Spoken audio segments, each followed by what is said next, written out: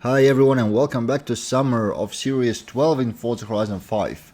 This is going to be Grand Tours, the next seasonal championship in this week's playlist, and this is not the endurance version, this is back to regular championships, so 3 races this time, not the new 5 races version.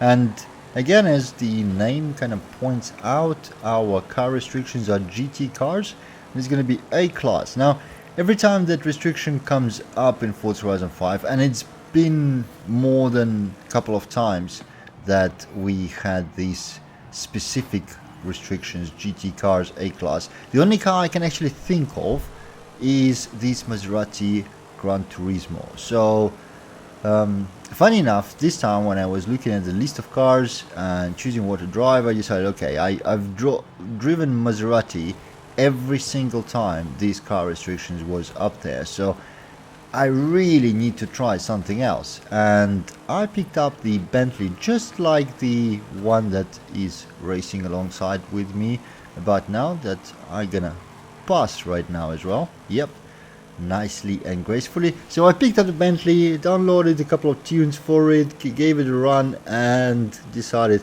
nah, I'm staying with the Maserati. I hated how Bentley drives so much that no, I decided not to go with it. There's 2 problems I had with it depending on the tune.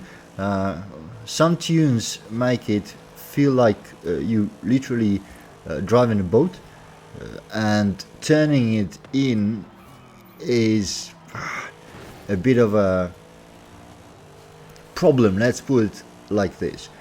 But other tunes seem to try to compensate specifically for that, making it feel quite nimble, but as a result the overall car stability on the track is disappearing, and that's again a problem. It may be really beneficial for some seriously high skilled players who can control their car absolutely perfectly at any given moment, but not for me. I do not like when the car is not stable on the road, so I gave up. I jumped back into the Maserati, and as you can see, it works reasonably fine for me. I passed all of the AIs really quickly in the very beginning, passed all of the teammates as well, and it doesn't look like anyone is actually putting any competition to me. We are pretty much in the end of the first race, so yeah, nice,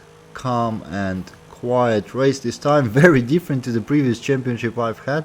If you missed the video on the road endurance seasonal champ, it was a complete mess with the ramming and yeah, own errors as well. It wasn't fun and not necessarily pleasant at all, but yeah, this time very different, very nice. Nobody was bad behavior, so let's go for the second race, which takes us to Arc of Mulege. Yeah, that's nice. Obviously, Arc of Mulege presents you with a bit of a challenge of surviving the first corner and then the whole section after the arc, where the corners are tight and the walls are really dangerous, but let's try to do this. I'm starting first, so that obviously helps. I think this is the second time in a row that I'm starting first, so the RNG gods are actually looking after me. Missed braking quite a bit, but the Bentley behind me missed braking as well, so they didn't manage to pass me. Now the big question is if I get hit in the rear right here. No, I'm not, and this is probably the most dangerous place to get hit in the rear on the whole track, because you don't want to catch a corner of the wall on your right side. It's sticking out onto the track and actually puts you to a complete stop if you do that.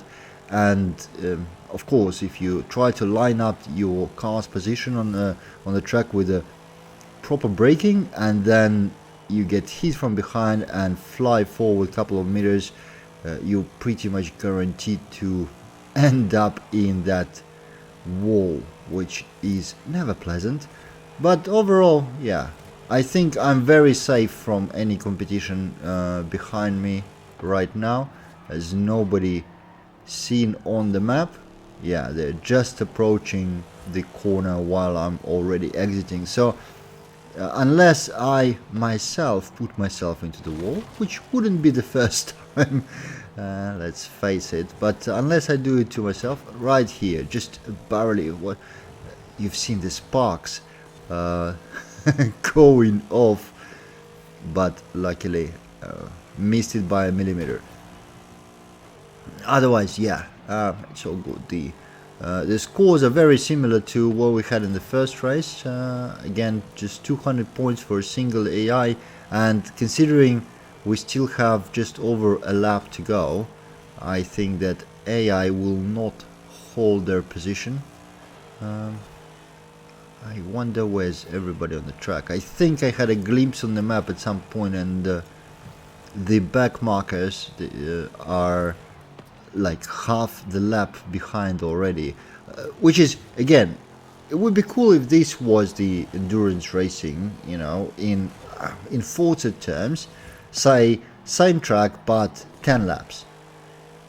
I wonder how many cars would I be able to lap if that, yeah, you see the back markers are about half a lap behind me, so even in 5 laps race I would probably be overtaking the last ones, and that would add up a little bit of unpredictability into the race and general fun and feeling of accomplishment. So I hope one day we'll see some longer races, and let's say a single race for the champ, just as they had with Colossus this week. That was quite cool. I mean, still 15 minutes, but not completely outside of your regular time to complete the champ, so not outrageously long. And yeah, that's what I would see as endurance. Anyways, that's the end of the race, and that means the end of the seasonal championship. I hope you enjoyed it. Thank you for watching. I'll see you in the next one.